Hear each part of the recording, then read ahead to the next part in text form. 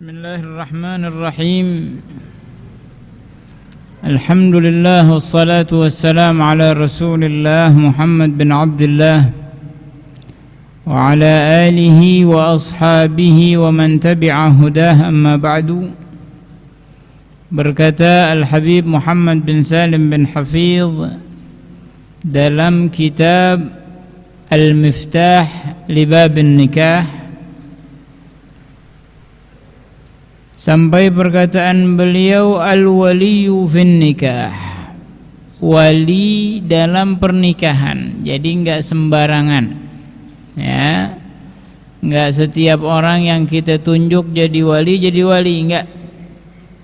Jadi wali itu ada ketentuannya dan ada urutannya. Nanti hak kewalian ini bisa dicabut, bisa pindah. Kalau dia tidak memenuhi syarat, akan dibahas di fasal-fasal berikutnya. Wa ahaqqul awliya'i bitazwij, dan yang paling berhak untuk menikahkan si pengantin ini. Menikahkan, bukan menikahi. Kalau menikahi itu calon suami, ya, kalau menikahkan walinya. Aulal awliya wa ahagguhum bitazwij al-abu. Nah, urutan para wali ini dan yang paling berhak untuk menjadi wali, al-abu, pertama bapak.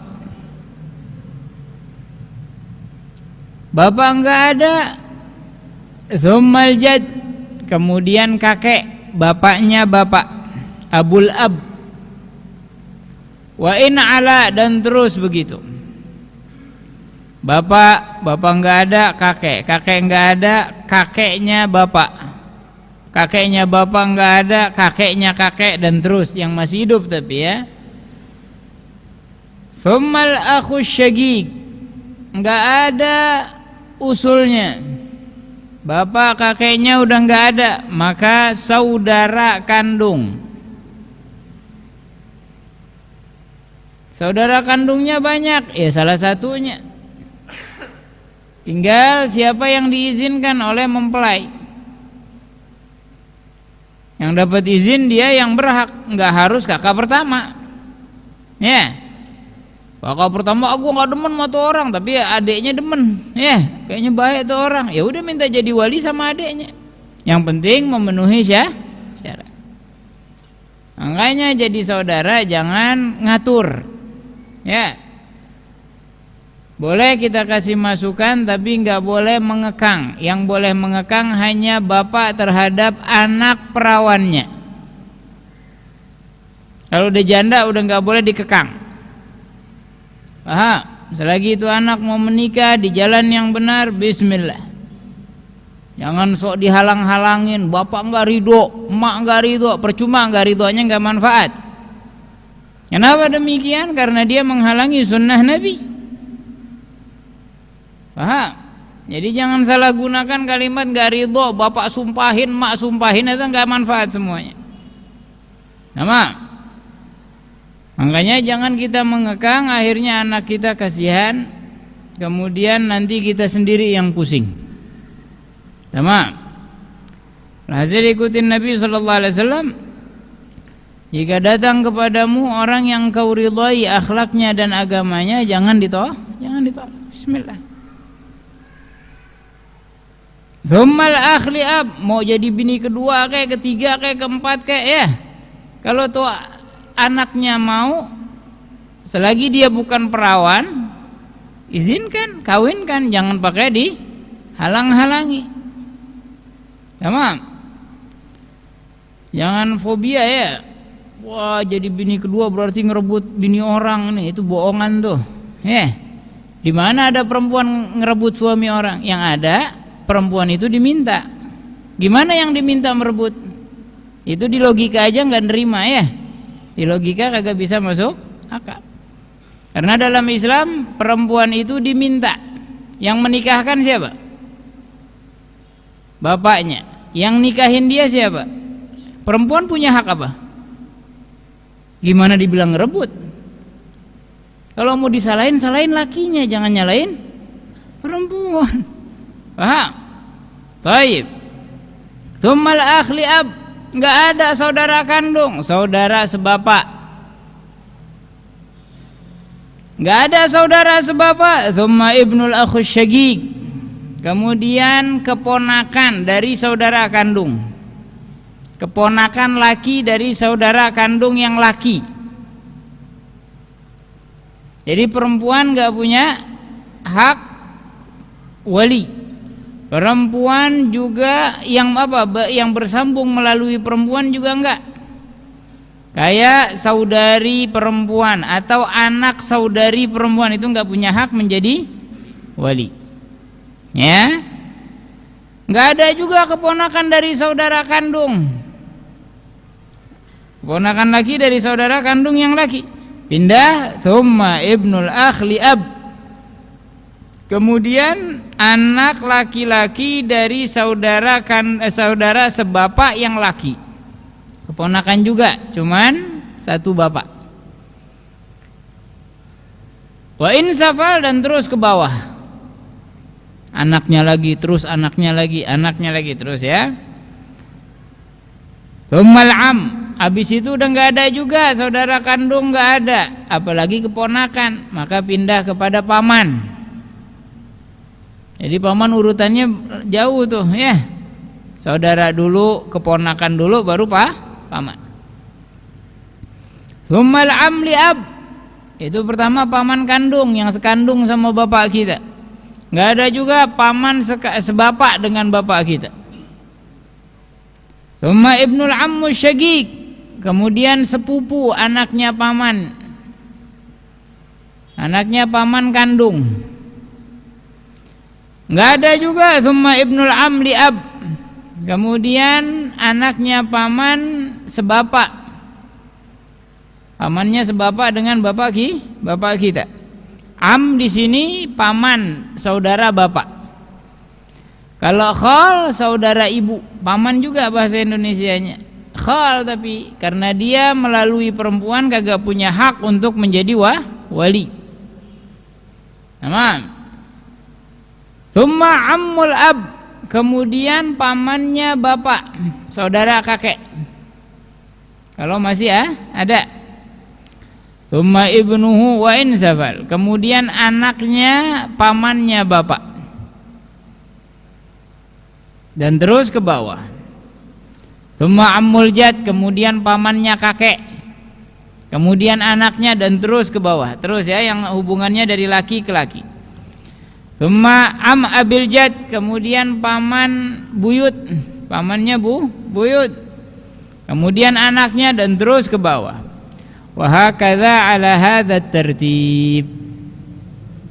Nah, jadi dihafalin tuh. Pertama siapa? Bapak, kemudian kakek, kemudian saudara kandung, kemudian saudara sebapak, kemudian keponakan kandung, kemudian ponakan sebapak, kemudian paman kandung, paman sebapak, kemudian paman, anak paman kandung, kemudian anak paman sebapak, kemudian ya Pak, pamannya kakek, kemudian anaknya, dan ke bawah semuanya seperti jelas ya. Nah, jadi ini disebutnya asabah, asabatul mayyit ya, yang bagian asabah. Cuman satu yang asabah yang enggak masuk, yaitu anak. Anak laki enggak boleh jadi wali bapak emaknya ya, enggak boleh jadi wali emaknya. Ada janda punya anak yang mau ngawinin anaknya, enggak boleh. Kecuali dengan dua hal. Dua keadaan boleh anaknya menikahkan emaknya, menjadi wali emaknya. Pertama, kalau anak itu hakim KUA ya, orang KUA yang dapat restu untuk menikahkan orang yang enggak punya wali. Kebetulan emaknya enggak punya wali, walinya pindah ke hakim, hakimnya anaknya boleh. Paham? Itu gambaran pertama. Yang kedua, anaknya ini anaknya sepupunya, anak sepupunya. Misalnya Zaid dengan Hindun sepupu, dia kawin, terus punya anak Amr. Berarti Amr dan si Hindun ini anak juga, anak anak misanan juga, anak sepupu juga. Si Zaidnya meninggal, dia pengen kawin lagi nih si Hindun, nggak nggak ada wali.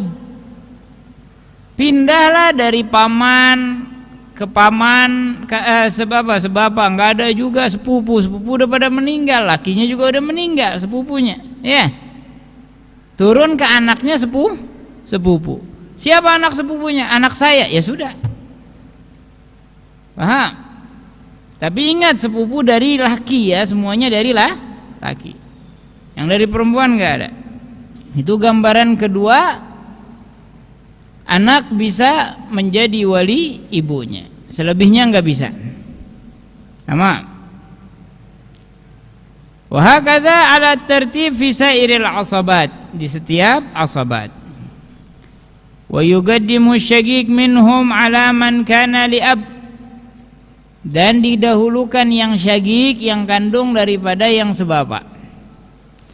Fa idza lam yujad ahadun min asabatin nasab, kalau enggak ada dari asabatin nasab tadi yang disebutkan, semuanya udah enggak ada, saya perempuan satu-satunya, maka fal mu'tig, maka yang memerdekakannya, kalau dia pernah budak atau kakek moyangnya pernah jadi budak, terus dimerdekakan kakeknya, maka yang memerdekakan kakeknya yang menjadi wali. Udah kagak ada juga, maka asabahnya yang masih ada. Susah nyarinya, ada tapi blur, nggak ketahuan benar apa enggak. Apalagi orang sekarang ya, ada yang tahu nggak dulu kakeknya jadi budak? Lah kagak tahu, ya sudah, berarti dianggapnya tidak ada. Thumma mu'tiqal mu'tiq, thumma asabatu, thumma al-hakim, baru hakim. Hakim di sini pemerintah ya. Nah, ini pemerintah itu pemimpin yang resmi dan dia muslim. Tamam? Kemudian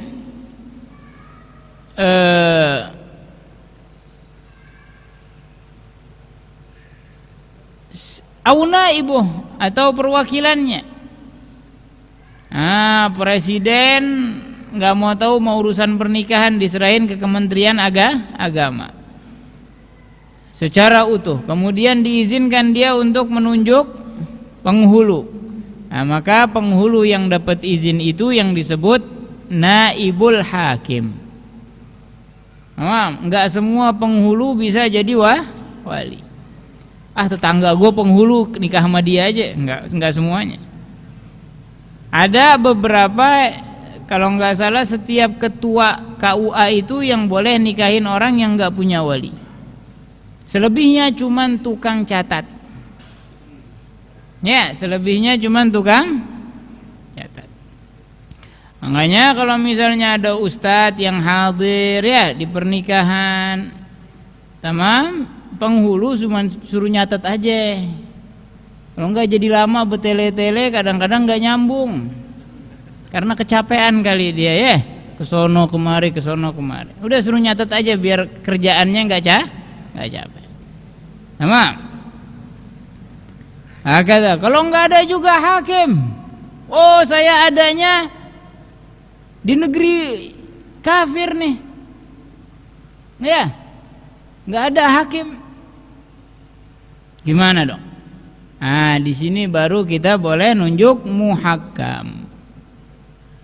Atau saya dari Indonesia, negerinya banyakkan muslimin dan penghulu muslimin, tapi saya lagi berlayar nih, terus saya demen sama perempuan, daripada saya zina mendingan kan saya kawin.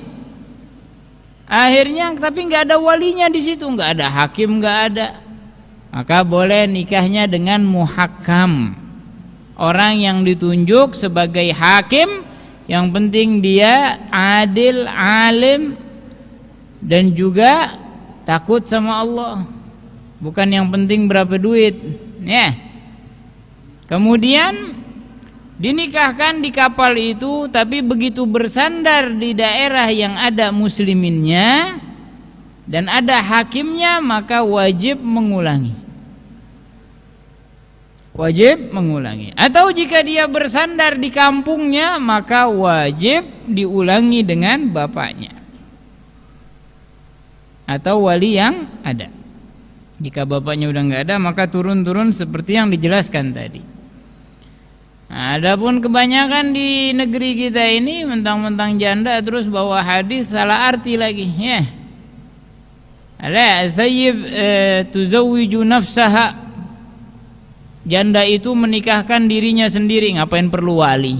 Kok nyari ke ustadz? Kalau janda boleh nikahin dirinya, ngapain cari wali? Ngapain ke ustadz?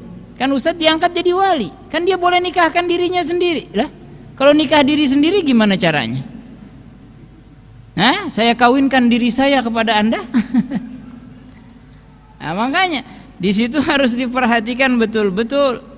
Maksudnya tuzawwiju nafsaha ailaha ikhtiyarun. Maksudnya dia punya pilihan sendiri. Di pekan lalu kita udah jelasin, ya.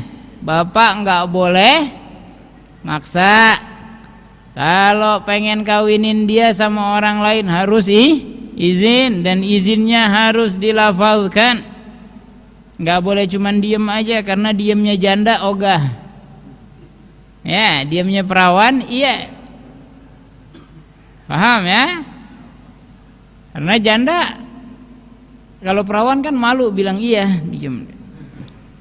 Kalau janda diem dibilang iya, padahal dia nggak demen, ya.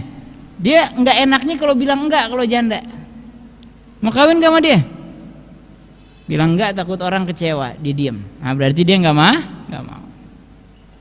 Sama.